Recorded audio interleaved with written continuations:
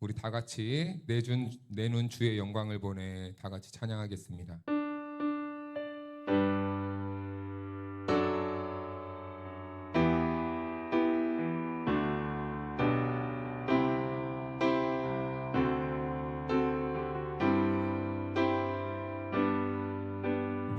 내눈 주의 영광을 보내 우리 가운데 계신 주님 그 빛난 영광 온 하늘 덮고 그 찬송 온 땅 가득해 내 눈 주의 영광을 보내 찬송 가운데 서신 주님 주님의 얼굴은 온 세상 향하네 권능의 팔을 드셨네 그의 영광 이곳에 가득해 우린 선의 주님과 함께 찬양하며 우리는 전진하리 모든 열방 주 볼 때까지 내 눈 주의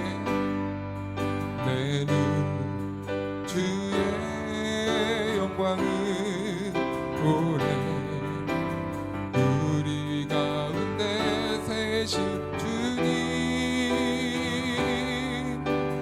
그 빛난 영광 온 하늘 덮고 그 찬송 온 땅 가득해 내 눈 주의 영광을 보내 찬송 가운데 서신 주님 주님의 얼굴을 온 세상 향하네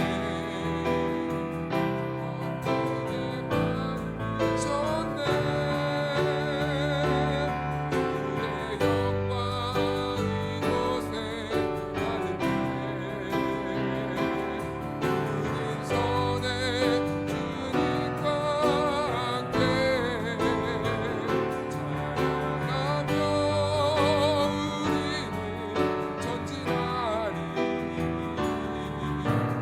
모든 열방 주 볼 때 주의 영광 이곳에 가득해 우린 선의 주님과 함께 찬양하며 우리는 전진하리 모든 열방 주 볼 때가 하늘 아버지 우리 새롭게 하사 영광 중에서 주를 섬기게 하소서 모든 나라 일어나 찬송 부르며 영광의 주님을 보게 하소서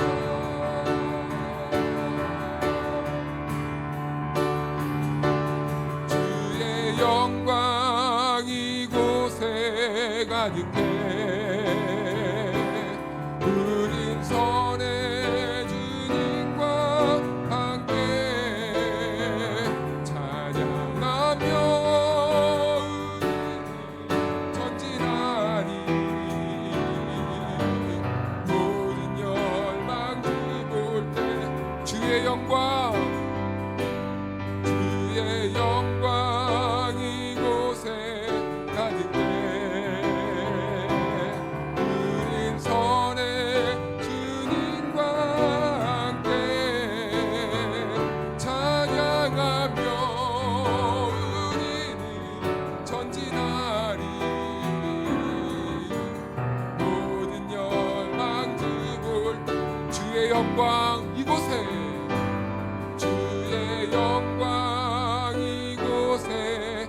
가득해. 우린 손에 주님과 함께 찬양하며 우리는 전진하리. 모든 열방 주 볼 때까지, 모든 열방 주 볼 때까지, 모든 열방 주 볼 때까지, 모든 열방 주 볼 때까지.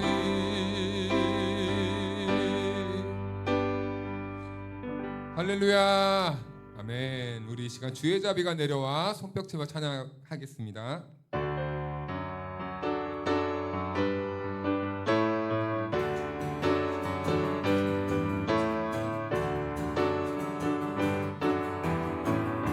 주의 자비가 내려와, 주의 자비가 내려와 내려와, 주의 자비가 몽기같이 주의 자비가 내려와 나를 덮네.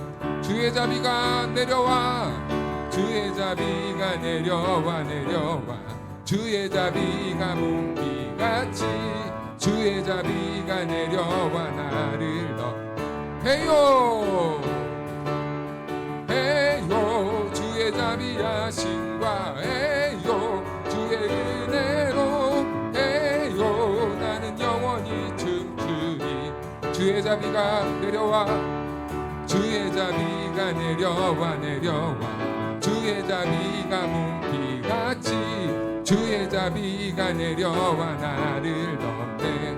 주의 자비가 내려와, 주의 자비가 내려와 내려와, 주의 자비가 몽비같이 주의 자비가 내려와 나를 덮네. 헤요 헤요 주의 자비하심과 헤요 주의 은혜로 헤요 나는 영원히 춤추리. 헤요 헤요 주의 자비하심과 헤요 주의 은혜로 에요 나는 영원히 주. 우리 한 번 더 찬양할까요? 주의 자비가 내려와 내려와, 주의 자비가 몽기같이 주의 자비가 내려와 나를 덮네. 주의 자비가 내려와, 주의 자비가 내려와 내려와, 주의 자비가 몽기같이 주의 자비가 내려와 나를 헤요 헤요 주의 자비하심과 헤요 주의 은혜로 헤요 나는 영원히 춤추리. 헤요 헤요 주의 자비하심과 헤요 주의 은혜로 헤요 나는 영원히 춤추리. 다 와서 찬양해, 사랑을 주신 주 찬양해, 사랑의 우리 주님 생명 주셨네. 소리쳐 찬양해, 기쁨을 주시는 우리와 찬양의 제사 드리며 주님께 경배해. 다 와서 찬양해, 찬양해 주님, 찬양해 주님 우리와. 다 와서 찬양해 주님, 찬양해 주님 우리. 다 와서 찬양해, 다 와서 찬양해, 사랑을 주신 주 찬양해, 사랑의 우리 주님 생명 주셨네. 소리쳐 찬양해, 기쁨을 주시는 우리와 찬양의 제사 드리며 주님께 경배. 다 와서 찬양해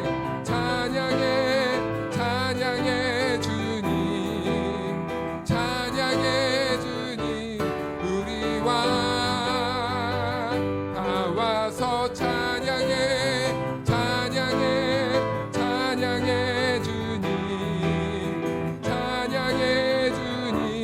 우리 같은 부분 한 번 더 고백합시다.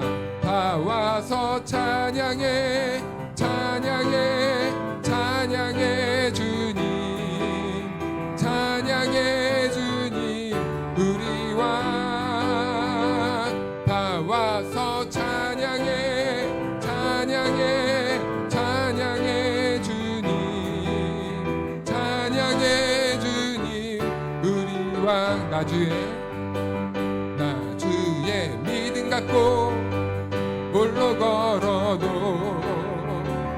나 주의 믿음 갖고 노래 부르네 높은 구름 몰아치고 하늘 덮어도 나 주의 믿음 갖고 실망치 않네 주는 내 친구 진실한 친구 세상 끝까지 주를 믿으리 북풍 구름 몰아치고 하늘 덮어도 나 주의 믿음 갖고 실망치 않네 내 주는 선한 목 나를 인도해 네 사망의 골짜기로 다닐지라도 주님께서 나의 길을 인도하시니 나 주를 따라가리 언제까지나 주는 내 목자 선하신 목자 어디 가든지 함께 하시네 주님께서 나의 길을 인도하시니 나 주를 따라가리 언제까지 주는 내 친구 주는 내 친구 진실한 친구 아멘 세상 끝까지 주를 믿으리 주님께서 나의 길을 인도하시니 나 주의 믿음 갖고 주는 내 목자 선하신 목자 어디 가든지 함께하시 주님께서 나의 길을 인도하시니 나 주를 따라가리 언제까지나 우리를 인도하시는 하나님께 감사와 영광의 박수로 영광 올려드리겠습니다.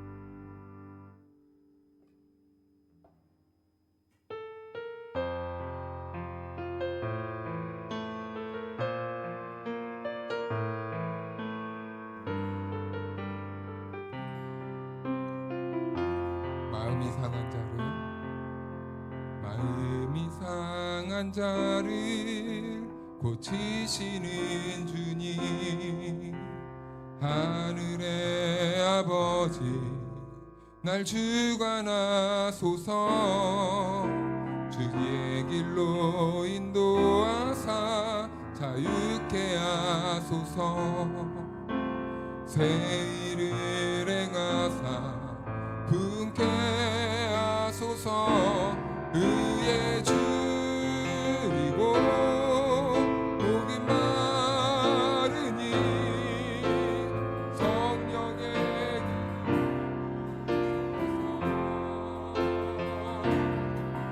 의의 주이고 목이 마르니 내 잔을 채워 주소서 성령으로 채우사 주보게 하소서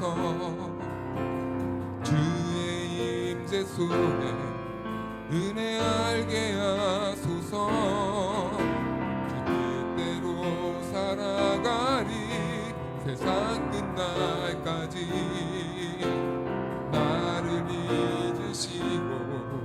새날 열어주소서. 의에 줄이고 목이 마르니 성령의 기름 부소서. 의에 줄이고 목이 마르니 내 잔을 채워 주소서. 마음이 상한 자를 고치시는 주님, 하늘의 아버지 날 주관하소서. 주의 길로 인도하사 자유케 하소서. 새 일을 행하사 분케 하소서.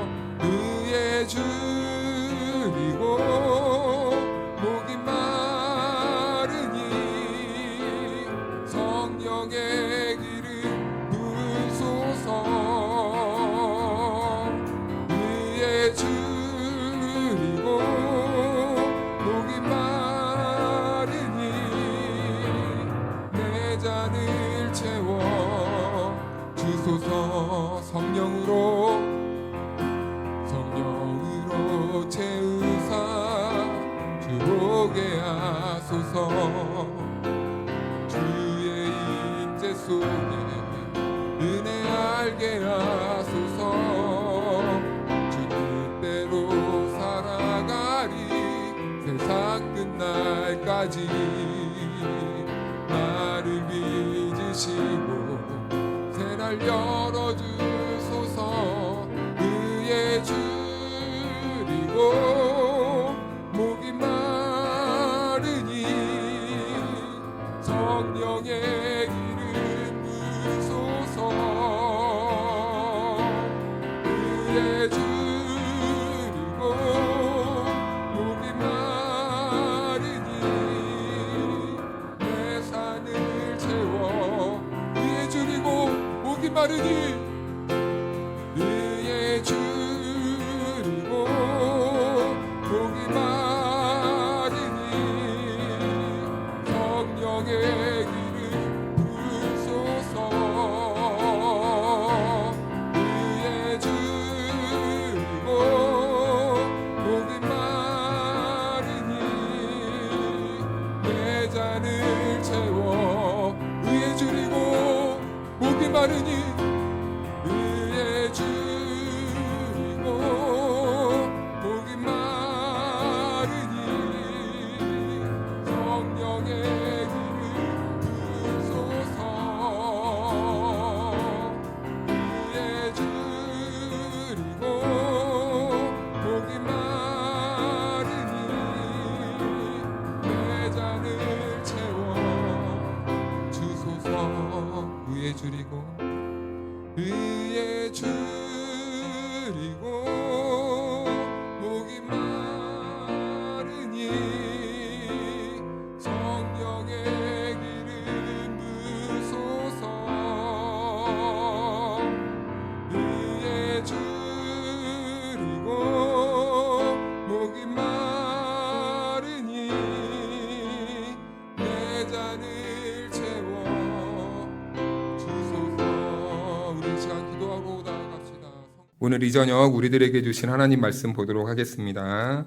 지난주에 이어서 사사기 19장 말씀 보도록 하겠습니다. 이제 사사기도 얼마 안 남았습니다. 사사기 19장 17절에서 21절 말씀까지 보도록 하겠습니다. 저녁 때에 한 노인이 밭에서 일하다가 돌아오니 그 사람은 본래 에브라임 산지 사람으로서 기브아에 거류하는 자요 그곳 사람들은 베냐민 자손이더라.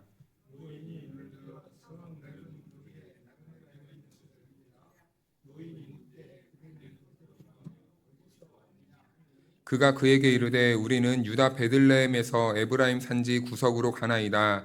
나는 그곳 사람으로서 유다 베들레헴에 갔다가 이제 여호와의 집으로 가는 중인데 나를 자기 집으로 영접하는 사람이 없나이다.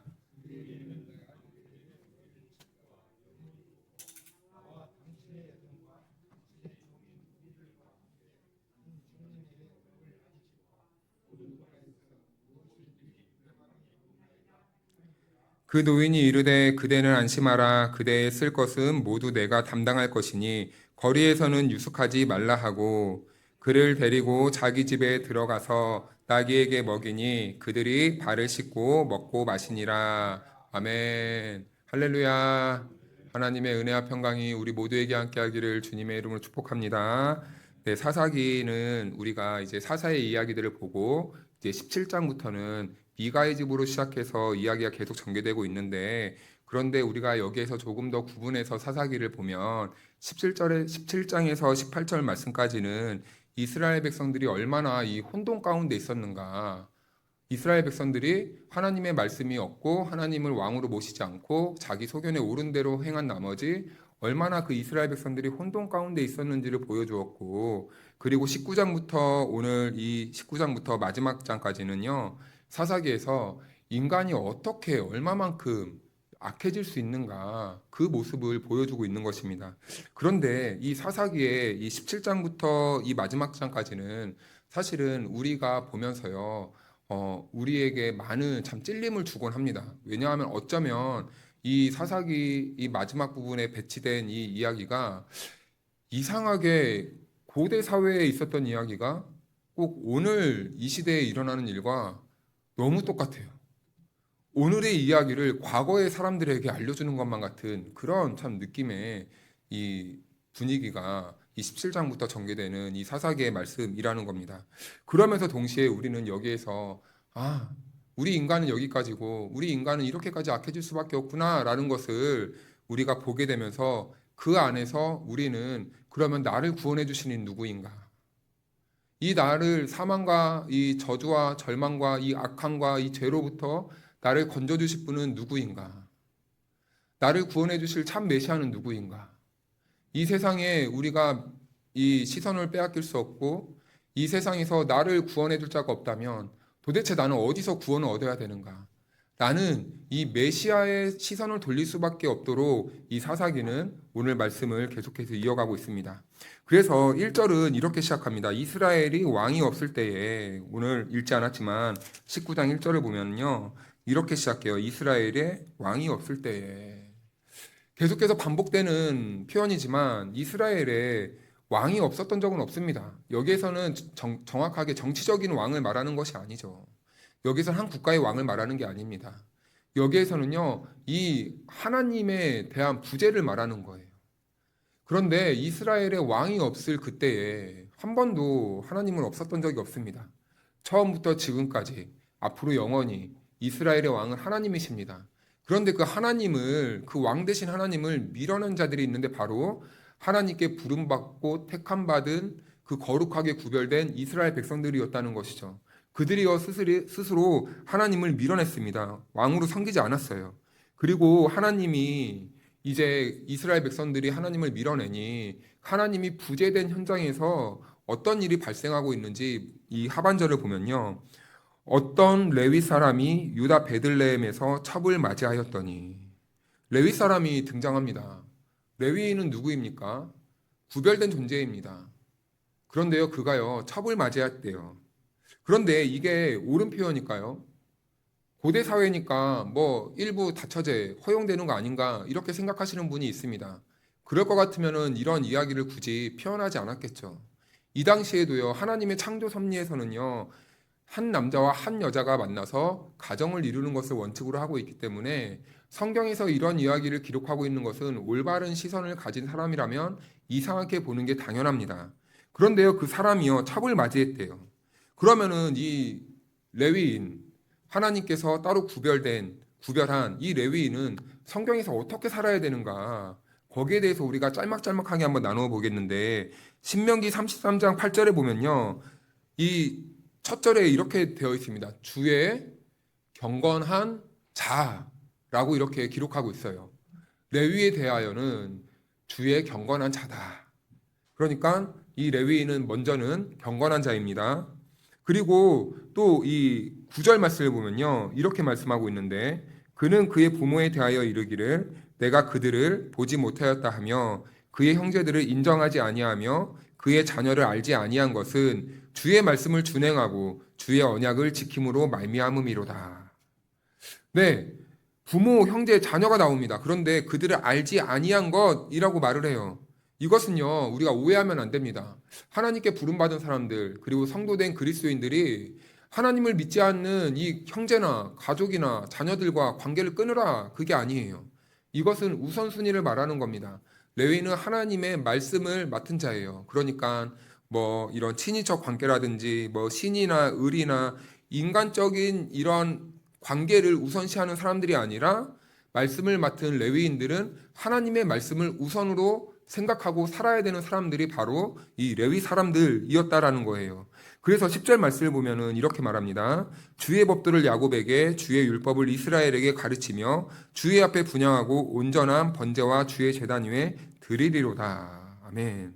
이것이 레위인들이 일평생 하나님께 부여받은 사명이라는 거예요. 그런데요, 오늘 이 사사기에 등장한 레위인의 모습은 어떻습니까? 하나님의 말씀을 수호하고 하나님의 말씀을 가르치고 하나님의 언약을 붙잡고 살아가야 되는 그 레위인이요, 지금 전면적으로 하나님의 말씀을 부정하고 있어요. 하나님의 이 언약을 깨트리고 있어요.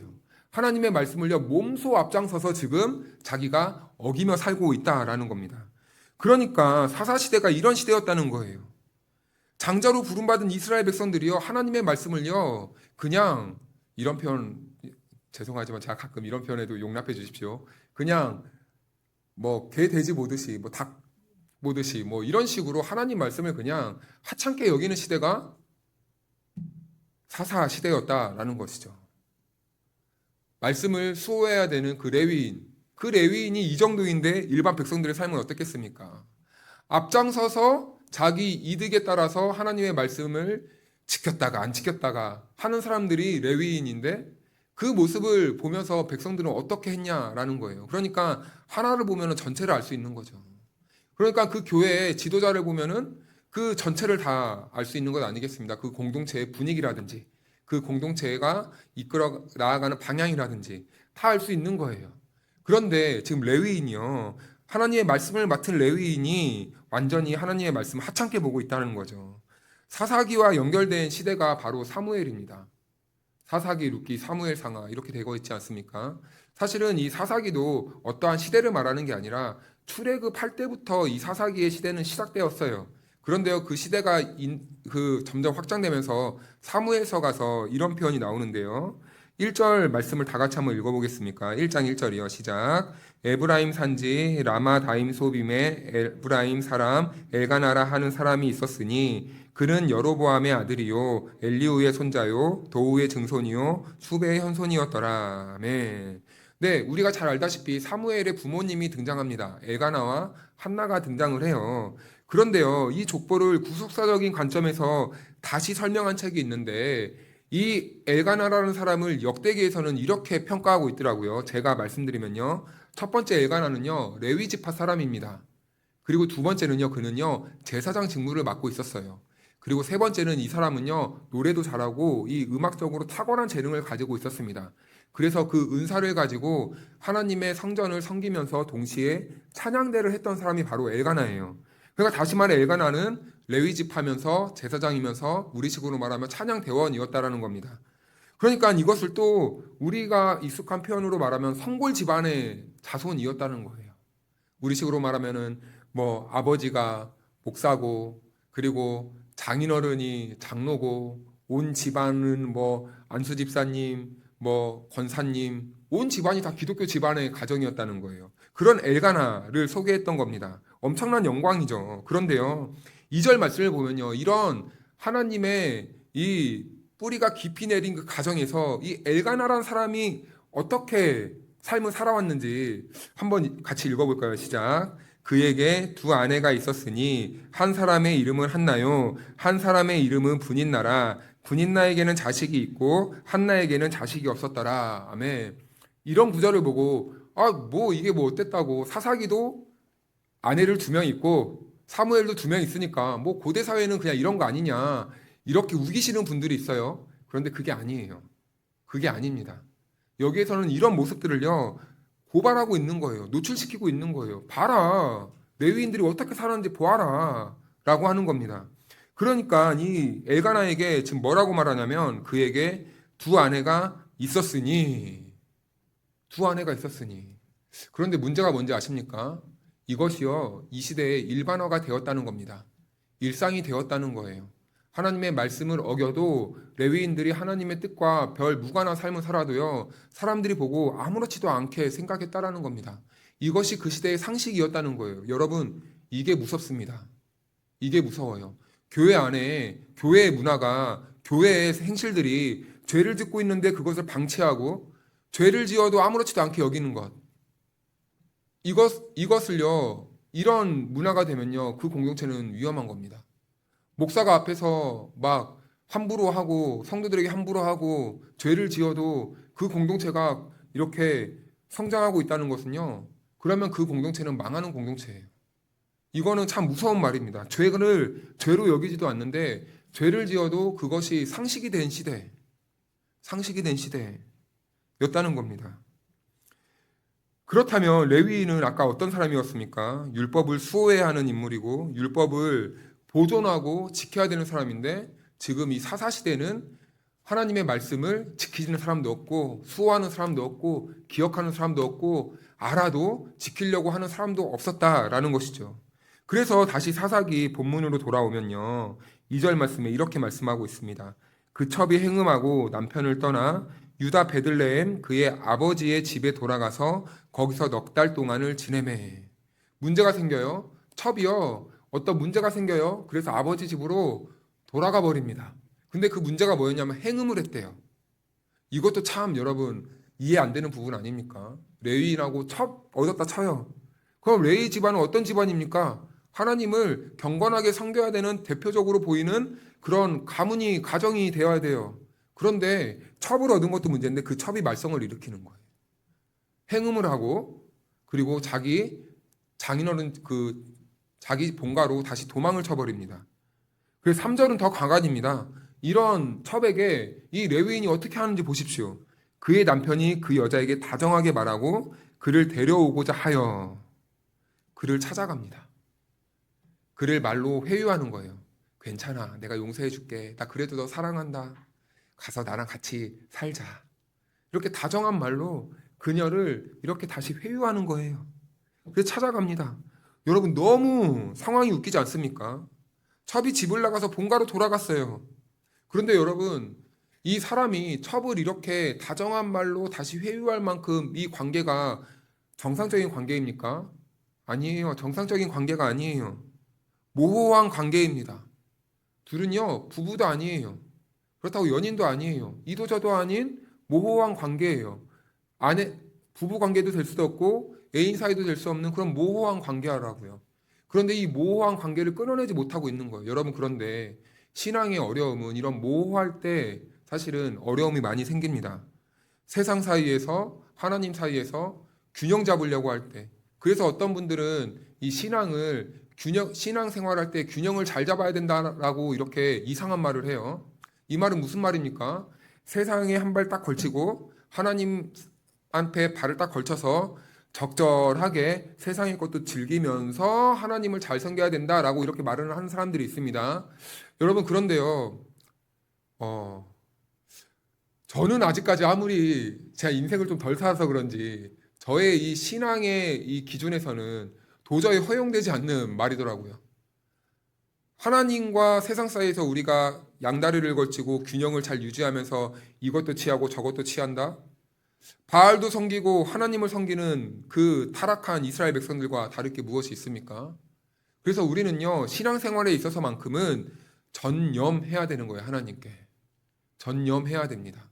왜 우리는 하나님께 전념해야 되는가?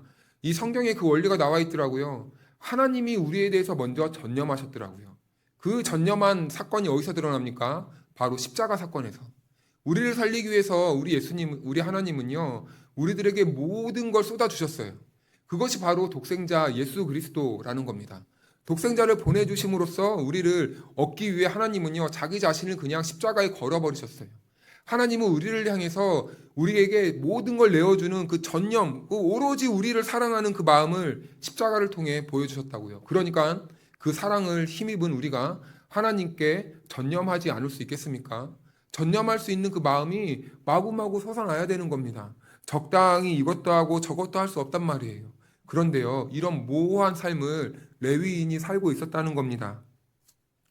그래서 큰 문제를 만들어내는 거죠. 그래서 우리는 우리의 중심을 늘 돌봐야 되는 거예요. 우리는 지금 어디를 향하고 있는가? 나는 오직 하나님만 바라보고 있는가? 혹시 하나님을 바라보는 이 과정 가운데 내 욕망이 가장 크게 자리 잡고 있지는 않은가? 하나님을 섬긴다고 따라가고는 있지만 나는 내 욕망을 채우기 위해 하나님을 수단화시키고 있지는 않은가? 우리는 항상 이 신앙 안에서 우리의 모습을 정직하게 하나님 앞에 오픈하고 열고 우리는 볼 수 있는 그런 신앙생활을 해야 된다는 거겠죠. 그래서 4절 말씀은 이렇게 말을 합니다. 그의 장인 곧 그 여자의 아버지가 그를 머물게 하며 그가 3일 동안 그와 함께 머물며 먹고 마시며 거기서 유숙하다가 3일 동안 환대를 잘 받았습니다. 그런데 집에서 문제가 일어나기 시작하는데요. 5절 말씀을 처음에 이렇게 시작합니다. 첫째 날 아침에 라고 이렇게 시작하고요. 일어나 떠나고자 하는데 장인이 말립니다. 그런데 또 8절 말씀을 보니까 그 다음 날이 됐어요. 다섯째 날에 이제는 레위인이 떠나야 되겠다라고 말하니까 또 이 장인이 만류시키는 거예요. 그러지 말고 우리 집에서 조금 더 머물다 가십시오. 라고 이렇게 말을 합니다. 그런데 여러분, 이 모습을 보면서 이것도 좀 정상적으로 보입니까? 환대가 지나쳐도 너무 지나친 거예요.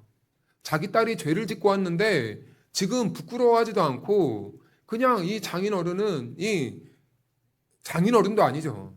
장인어른도 아니에요. 근데 우리가 쉽게 장인어른이라는 표현을 쓰겠습니다.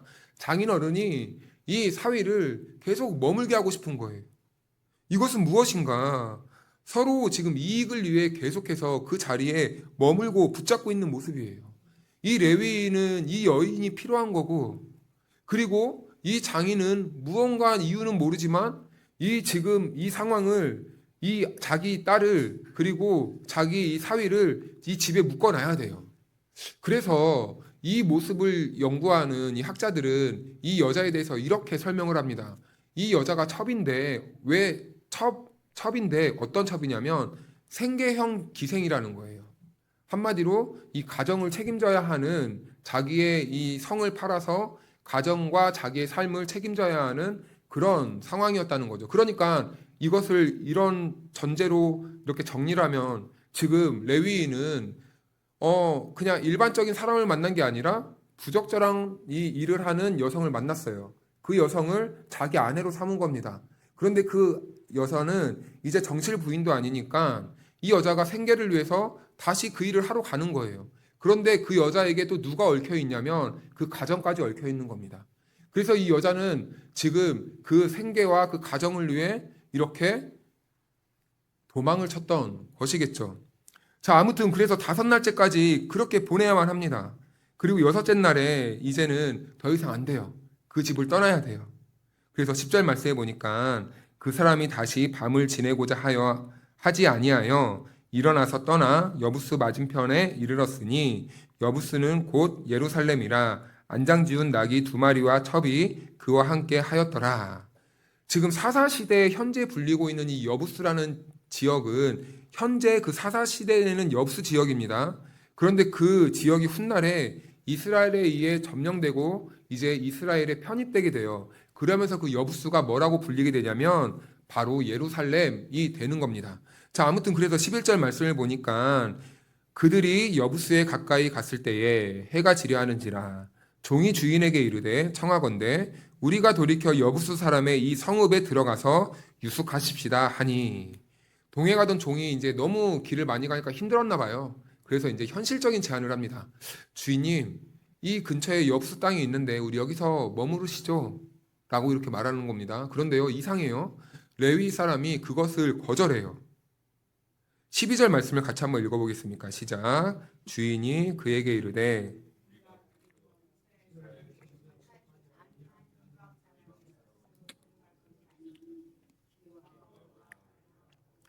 아멘. 이방인의 땅이기 때문에 안 된대요. 이방인의 땅이기 때문에 안 된대요. 맞는 말이죠. 그런데 여러분, 여기에서 이 레위인의 모순점이 발견됩니다.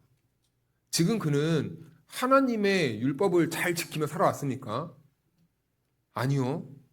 잘 안 지키며 살아왔어요. 그런데 이상하게 여기에서는 갑자기 종교적인 명분을 세우고 있는 것 같습니다. 이방 땅이기 때문에 안 된다는 거예요. 이건 무슨 말일까요? 속으로는 하나님의 말씀을 버리고 있는데 겉으로는 레위인이어야 되는 거예요. 살아가는 방식은 세상의 가치관을 쫓고 있는데 지금 내 신분은 레위인이어야 하는 겁니다. 이거 굉장히 어렵고 무서운 말이에요. 이걸 우리들에게 그대로 우리들의 언어로 바꾸면 성도인데 세상의 것을 붙잡고 살아가다가 그런데 교회 오면 성도예요. 지금 레위인의 모습이 딱 그렇습니다. 레위인은 삶의 방향이 옳은 방향이 아니었잖아요. 그런데요, 종교적인 껍데기만 붙잡고 있는 겁니다. 종교적인 명분만 지금 붙잡고 있는 거예요.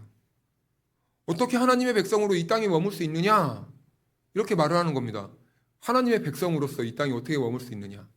그럼 다르게 그 레위인에게 질문하면 어떻게 하나님의 백성으로서 그렇게 살 수 있습니까? 이렇게 질문할 수 있는 거겠죠. 이거는 오늘날 우리들도 많이 당하는 질문 아닙니까? 저 목사입니다. 그러면요, 이제 좀 일반 성도들 가운데 나이가 비슷한 친구뻘 되는 이런 사람들이 있어요. 목사들이 왜 그렇게 사는지 모르겠어요. 그래요. 이건 무슨 말입니까? 이 지금 레위인이 하는 것과 똑같은 거예요. 명분은 목사인데 하는 행동은 목사가 아닌 겁니다. 그런데 그 레위인이 자기 지파가 있는 곳으로 가자고 하는 거예요. 이방 땅은 부정하니까 못 가겠고 우리 지파가 있는 곳으로 가자. 그래서 14절 말씀을 보니까 모두 앞으로 나아가더니 베냐민에 속한 기브아에 가까이 이르러 해가 진지라. 기브아에 가서 유숙하려고 그리로 돌아 들어가서 성읍 넓은 거리에 앉아 있으나 그를 집으로 영접하여 유숙하게 하는 자가 없었더라. 이방 땅을 지나서 이제 베냐민 기브아 땅으로 갑니다. 그런데요, 참 그냥 이방 땅에 들어갔으면은 좀 덜 속상했을 텐데 자기 지파의 땅으로 갔습니다.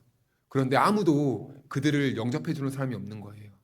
이스라엘에게는요, 좋은 문화, 좋은 하나의 제도가 있었는데 그것은 나그네 환대법이라는 게 있었습니다.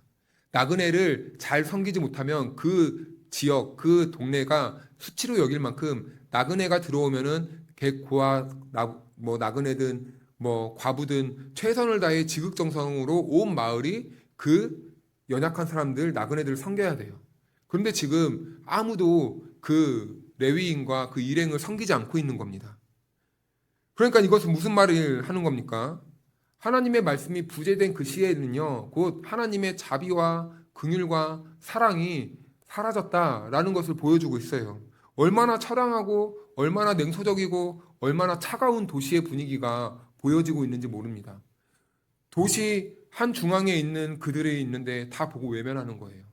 그들은 기대했을 겁니다. 우리가 가면 우리를 환대해주는 사람이 있겠지. 그런데 웬걸요, 아무도 그들을 돌아보지 않는 거예요. 그런데 16절에요, 이런 일이 발생합니다. 저녁 때에 한 노인이 밭에서 일하다가 돌아오니 그 사람은 본래 에브라임 산지 사람으로서 기브아에 거류하는 자요 그곳 사람은 베냐민 자손이더라. 이 본문을 또 보면서 그래도 이러한 차가운 시대에 그래도 이 말씀의 유산을 잘 받아서 이 다음 세대들은 다 말씀을 떠났는데 이 노인은 그래도 순수해서 말씀을 잘 붙잡고 있었구나 라고 생각하는 것도 좋지만 그보다 여기에서 중요한 것은요, 이 노인을 소개하는 장면입니다. 그는 본래 에브라임 산지 사람이래요. 에브라임 산지 사람인데 지금 이 사람도 어디에 와 있습니까? 베냐민 지파의 기브온에 와 있어요. 그러니까 이 사람도 지금 어떠한 삶을 살아왔던 겁니까? 하나님이 주신 그 지파의 땅을 하찮게 여기고 이리저리 방황하다가 자기 눈에 자기 소견에 오른 대로 지금 이 베냐민 지파 이 기브아 땅으로 이주해 왔다는 겁니다. 자, 그래서 그 노인이 이 나그네 일행을 환대해요. 그러면은 이 나그네 이 노인의 정체도 원래 무엇이었습니까? 떠돌다가 여기에 머물게 된 나그네였습니다. 그러니까 지금 같은 처지에 있는 사람이 같은 마음을 공감이라도 했을까요? 나그네를 맞이하고 있는 모습을 보여요. 그러면서 노인이 레위인에게 질문해요. 17절 말씀을 다 같이 한번 읽어볼까요? 시작. 노인이 눈을 들어 성읍 넓은 거리에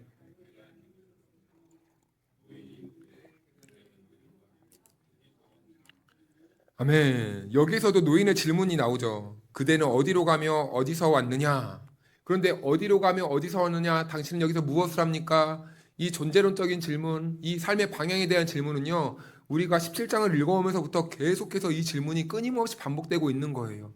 그러니까 이 노인이 이 레위 일행들한테 당신은 어디로 가며 어디서 왔느냐 묻는 것은요, 지금 이 사사기를 기록한 이 저자가 그 당시에 이스라엘 백성들을 향해서 말하고 있는 겁니다. 우리는 지금 어디로 가고 있고 지금 우리는 어디서 왔느냐 이것을 알아야 된다 라는 것을 계속해서 끊임없이 질문하고 있는 거예요. 그래서요, 오늘을 살아가는 우리 모두도요, 이 질문 앞에 우리의 인생의 방향을 질문해 봐야 되는 겁니다. 우리는 어디로 가고 있고 우리는 지금 어디에서 왔는지, 우리의 존재는 어디서부터 시작됐고 우리의 그 존재로 하나님의 자녀로 부름받은 우리는 지금 어디로 가고 있는지, 우리의 삶의 방향은 하나님께로 잘 가고 있는 것인지, 아니면 지금 우리도 이 이스라엘 사람들과 같이 내 소견에 오른 대로 내가 가고 싶어갖고 내가 원하는 그 방향을 향해서 끊임없이 내 욕망을 쫓아가고 있는지, 오늘 살아가는 우리들에게 하나님께서 주시는 그러한 메시지라는 것이죠. 사랑하는 여러분, 여러분들은 지금 어디를 향하고 계십니까? 무엇을 목적으로 하고 계십니까? 바라기는 우리 하나님께로만 향할 수 있기를 축복합니다. 그래서 18절에 레위인이 대답해요. 그가 그에게 이르되 우리는 유다 베들레헴에서 에브라임 산지 구석으로 가나이다. 나는 그곳 사람으로서 유다 베들레헴에 갔다가 이제 여호와의 집으로 가는 중인데 나를 자기 집으로 영접하는 사람이 없나이다. 뭐라고 말합니까? 나는 여호와의 집으로 가는 중입니다. 그런데 여러분, 이 말이 조금 낯설지 이상하지 않습니까? 굳이 이렇게 말할 필요가 있을까요? 그냥 저는 집으로 가고 있는데 가다가 날이 어두워서 여기에 머물렀습니다. 이렇게 말하면 되는데 굳이 저희는요, 여호와의 집으로 가고 있습니다. 이 말은 무슨 의미입니까? 지금요, 자기 자신이 신앙이 좋다는 것을 포장하고 상대방에게 그것을 안심시키는 어법이에요. 여호와의 집으로 가는 중입니다. 이것은 저는 레위인입니다. 저는 말씀을 가르치는 자예요. 저는 하나님의 성전을 섬기고 있는 사람입니다. 라고 자기를 이렇게 과대 포장해서 지금 그에게 굳이 자기를 어필시키고 있는 모습이라는 거죠. 매우 의도가 있는 그런 말이라는 거예요. 그런데요, 여러분, 우리가 이 말씀을 곰곰이 묵상해 보면요, 지금 이 말은요, 이 말을 가장 하고 싶은 말이 누구일까요? 하나님이라는 거예요. 제발 그래, 너 말 잘했다. 여호와의 집으로 간다고? 진짜 그랬으면 좋겠다. 나를 향해서 걸어온다고? 진짜 그랬으면 좋겠다. 제발 이제는 너네들이 가는 발걸음을 멈추고 나에게 돌아와라. 정말 여호와의 집으로 와라. 여러분, 그래서 우리도 늘 조심해야 돼요. 항상 저도 제 자신을 들여다볼 때는요, 참 무너질 때가 너무나 많이 있습니다. 내가 목사가 맞는가? 명분과 껍데기는 목사인데 하는 행동을 보면 정말 내가 목사가 맞는가? 정말 그래 불러주시니까 그냥 부르심에 따라 열심히 걸어가고 있긴 하는데 시시때때로 제가 하고 제가 놓치고 제가 행동하고 말하는 이런 것들을 보고 제 의식 속에 떠밀려오는 막 생각들을 보면요, 과연 내가 목사가 맞는가라는 생각이 듭니다. 그런데요, 여러분, 우리가 조심해야 될 것은요, 오늘 이 레위인이 자기의 이 안전을 보장하기 위해 굳이 말하지도 않아야 되는, 그래 저는 여호와의 집으로 가고 있습니다, 이 종교적인 언어를 사용한다는 것이죠. 우리 신앙인들이 이런 데서 얼마나 많이 넘어지는지 모릅니다. 분명히 하는 것은 내 욕심이고 내 일이에요. 그런데요, 하나님이 하셨어요. 하나님이 하셨어요. 자기 하나님이란 이름 그 뒤에 계속해서 자기의 탐욕과 이익을 감춰놓는 거예요. 그래서 엊그저께 목요일 날에도 우리가 간증에 대해서 얘기해봤는데 오늘날 간증도 너무 상업화가 되지 않았습니까? 가만히 듣다 보면 다 자기 자랑이에요. 그런데 이 모든 영광을 하나님께 올려드린대요. 하나님이 나에게 어떻게 하셨는지는 말하지 않아요. 저 부자 됐어요. 저희 아들 좋은 대학 갔습니다. 막 이런 자랑을 나열하다가 마지막에 딱 한마디 그냥 이 모든 것을 하나님께 영광 올려드립니다. 하나님에 대한 이야기를 한 번도 하지 않고 자기 욕망, 자기 성공만 늘 자랑하다가 그래도 난 종교인이니까 하나님이 하셨다고 말을 해야 되니까 배운 대로 해야지. 이런 모습들을 한두 번 보는 게 아닙니다. 사실은 그런 간증을 듣고 있으면은 이런 말에 죄송하지만 역겨워요. 초청받은 자리만 아니면은 저는 12번이고 일어나서 갑니다. 그래서 저는 저희 아내랑 같이 이렇게 신앙생활 하면서 남이 간증하는 거 잘 안 들어요. 요즘 너무 상업화가 됐거든요. 너무 상업화가 됐어요. 순수한 간증이 사라졌습니다. 하나님을 만나서 어떻게 내가 변화됐는지, 하나님을 붙잡고 내가 어떻게 몸부림치고 있는지, 이 나를 지금 붙잡고 있는 하나님이 앞으로의 나의 삶을 어떻게 이끌어 가실지 기대하는 마음으로 간증하는 게 아니라 다 자기 자랑만 계속 늘어놓는 거예요. 내가 이런 사람이었습니다. 얼마나 여러분 거북스럽습니까? 그런데 지금 레위인이 다 그렇게 하고 있었다는 거예요. 제가 지금 여호와의 집으로 가고 있습니다. 무슨 의미인지 아시죠? 오늘날로 말하면 제가 목사입니다. 저 말씀 가르치고 있어요. 안심하셔도 됩니다. 꼭 그 이면에는 당신 저를 섬겨주셔야 됩니다. 그런데요, 거기에서 문제가 일어나죠. 22절의 말씀을 좀 건너뛰어서 보면은요, 그 집에 이제 불량배들이 몰려오기 시작합니다. 그러면서 그 집 사람들을 내놓으래요. 왜요? 관계를 맺고 싶다는 겁니다. 동성애를 한다는 거예요. 이 모습 꼭 여러분 어디서 본 것 같지 않습니까? 롯의 집에서, 아브라함의 조카 롯의 집에서도 한번 이런 일이 일어났어요. 그런데 여러분, 그 롯이 상황과 지금 이 상황은 같은 그림인데 다른 게 하나 있어요. 그게 무엇이냐면 롯은요, 이방 땅에서 벌어진 일입니다. 그럴 수 있어요.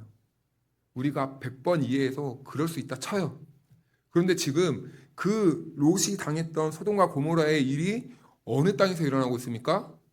이스라엘 백성들의 땅에서 일어나고 있었다는 게 문제입니다. 소돔의 문화와 소돔의 세계관과 소돔의 행실들이 자연스럽게 이스라엘 땅으로 넘어왔다라는 거예요. 그래서 그들의 세계관과 문화와 가치관들이 그들의 땅에 지금 뿌리 내리고 모방하고 답습하고 그렇게 세워지는 땅이었다라는 거예요. 그런데 여러분, 끔찍한 말을 한마디 합니다. 노인이요. 23절과 24절을 보니까요, 그 종교적인 레위인을 보호하기 위해 당신들 그러지 말고 여기 내 딸 있습니다. 여기 레위인의 첩도 있습니다. 동성애는 하지 맙시다. 차라리 이 여자들을 데려가서 하고 싶은 대로 하십시오. 제안을 하는 거예요. 그런데요, 여러분, 무슨 권한으로요? 자기가 뭔데? 남의 생명을? 남의 인권을? 남의 삶을? 자기가 뭔데 이렇게 함부로 해요? 다룰 수 있는 권한이 있나요? 하나님이 그런 권한을 주셨나요? 그런데 그렇게 해버렸어요. 악한 일을 감추기 위해 더 큰 악으로 밀어 넣어버리는 겁니다. 그런데 자기가 나가면 되잖아요. 그 죽는 자리에 자기는 나가기 싫어해요. 어떻게 합니까? 선동하는 거예요. 자기보다 힘이 없다고 생각하는 사람들을 그냥 그 악한 자리로 밀어 넣어버리는 거예요. 꼭 세상의 모습 아닙니까? 사람들을 부속품처럼 여겨버리는 거예요. 도구처럼 여겨버리는 거예요. 자기의 안전을 위해, 자기의 이익을 위해 그냥 넣어버리는 겁니다. 얼마나 악한 시대입니까? 자기가 무슨 권한으로? 자기 딸은 그럴 수 있다 쳐요. 첩은요, 자기의 이 사람도 아닌데 여자를 함부로 하던 시대, 도구화하던 시대. 자기 생명을 위해서라면 그 어떤 자기보다 모자르고 약하고 이 쓸모없다고 생각하는 사람들은 짓밟아도 된다고 했던 그 가치관의 이 뿌리내린 시대. 그런데 여러분, 이러한 이 악의 습성들이 우리 안에서 일어나지 않을 것이라는 보장은 없습니다. 우리도 때때로 살다 보면은 내 자신을 위해서 얼마나 주변에 많은 사람들을 팔아넘기는지 모릅니다. 세상은 이 사람들을 얼마나 많이 이 부속품처럼 여기고 있는지 몰라요. 그런데 지금 그 모습이 이 이스라엘 지파에서 나타나고 있었다는 거예요. 하나님의 말씀이 부재되자 하나님의 자비도 없고 긍휼도 없고 사랑도 없는 그런 도시로 바뀌어가고 있었다라는 겁니다. 그래서 25절 말씀을 보니까 무리가 듣지 아니함으로 그 사람이 자기 첩을 붙잡아 그들에게 밖으로 끌어내매 그들이 그 여자와 관계하였고 밤새도록 그 여자를 능욕하다가 새벽 미명에 놓은지라. 얼마나 아픈 장면입니까? 여자를 던져버렸어요. 우리 예수님은 우리를 살리려고 자기를 던졌는데요. 세상에 이 사람들은, 죄에 빠진 이 사람들은, 하나님이 없는 이 시대의 사람들은요, 자기 살자고 남을 밀어 던져버리는 거예요. 얼마나 악해요. 그래서 27절 보니까요, 더 마음 아픈 장면이 나옵니다. 같이 한번 읽어볼까요? 시작. 그의 주인이 일찍이 일어나 집 문을 열고 떠나고자 하더니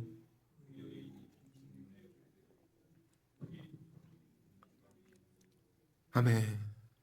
밤새도록 그 여자가 고통 가운데 문을 막 긁고 치면서 살려주십시오. 제발 저 좀 살려주십시오. 비명을 지르고 소리치던 그 고통의 현장이 고스란히 기록되어 있어요. 그런데요, 그 문은요, 어느 때보다 단단히 닫혀 있습니다. 어느 때보다 단단히 굳게 닫혀 있어요. 그래서 28절에 보니까요, 참 더 가슴 아픈 말이 나옵니다. 그에게 이르되, 그 여자죠. 일어나 우리가 떠나가자 하나 아무 대답이 없는지라. 이에 그의 시체를 나귀에 싣고 행하여 자기 곳에 돌아가서 나귀의 시체를 실었다고 합니다. 그런데 이 원문을 보니까 시체라는 말이 없어요. 그래서 학자들은 대부분 아직까지 숨은 조금 붙어 있었을 것이다 라고 합니다. 그랬기 때문에 레위인이 그 여자를 향해서 일어나라, 함께 가자. 그런데요, 이 여자에겐 힘이 없는 거예요. 힘이 없어요. 그래서 그 여인을 들쳐매고 나귀에 싣습니다. 가는 거예요. 그런데 가는 도중에 이 여자가 죽어버렸다라는 겁니다. 그래서 결국에 이 본문에서는요, 지금 무엇을 말하고자 하는 것인가? 이 큰 악 가운데 과연 이 아픔을 가해한 사람은 누구인가? 이런 일은 어디서부터 시작됐는가? 단순히 베냐민 지파가 타락했고 악했기 때문은 아닙니다. 베냐민 지파도 나빴죠. 이런 일이 일어나서는 안 됩니다, 도시에. 그런데요, 그 레위인은요, 그 레위인은 이 모든 악의 현장의 중심에는 말씀을 수호하고 말씀을 지키고 말씀의 본을 보여야 했던 그 레위인이 그 죄의 그 악의 중심에 있었다는 겁니다. 말씀을 가르치면 사람이면 뭐합니까? 말씀을 듣고 교회에 나와서 예배 들으면 뭐합니까? 악의 중심에 있었다는 거예요. 세상과 똑같이 살고 있었다는 겁니다. 자신의 이익에 따라서는요, 그 첩에게 뭐라고 했어요? 다정한 말로 꼬여서 다시 데려가고 하고 싶었던 것이 그 남자예요. 그런데 쓸모가 없어지고 자기의 이 필요에 따라서 무차별하게 그 악을 행하는 모습도 레위인이었다라는 겁니다. 하나님이 부재하시는 인생의 모습이 어떻습니까? 겉모습은 하나님의 백성이고 하나님의 말씀을 잘 떠받드는 것처럼 포장을 하는데 그 속에는 철저히 자기가 왕이에요. 자기 소견에 옳은 대로 사는 거예요. 자기가 하나님처럼 남의 인생까지도 관여하고 심판해버리는 거예요. 자기 살려고 그 남의 이 인생은 그냥 무차별하게 그냥 버려버리는 겁니다. 하나님의 긍휼과 자비와 사랑이 사라진 그 모습의 현장을 그대로 보여주고 있는 거죠. 그렇다면 여러분, 우리는 이러한 역사를 되풀이하지 않기 위해서는 우리는 어떻게 해야 되겠습니까? 우리는 늘 하나님의 말씀 앞에 바르게 서야 돼요. 하나님의 말씀 앞에서요, 오늘도 우리의 이 악한 이 마음을 그대로 열고 하나님의 말씀 앞에 하나님의 말씀을 거울 삼아 우리의 모습을, 우리의 더럽고 추악한 우리들의 죄악들을요, 날마다 하나님의 말씀 앞에 비춰내야 됩니다. 왜냐하면요, 그래야 우리는 겸손해질 수 있는 거예요.